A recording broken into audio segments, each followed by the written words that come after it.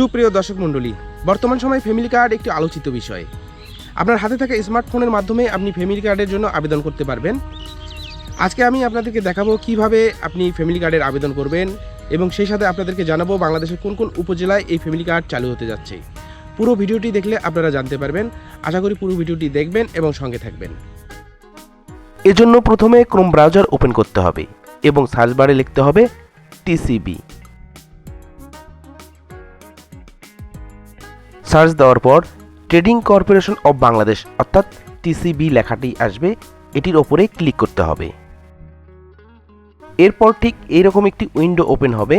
এরপর আপনাকে স্ক্রল করে নিচে আসতে হবে।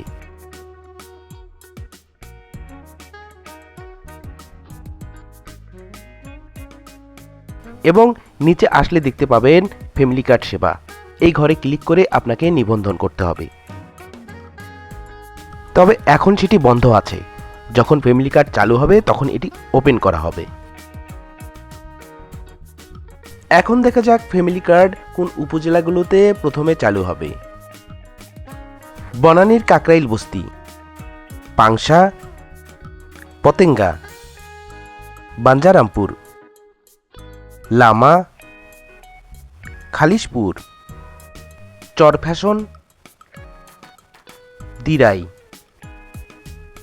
ভৈরব, বগুড়া সদর, লালপুর, ঠাকুরগাঁও, নবাগঞ্জ।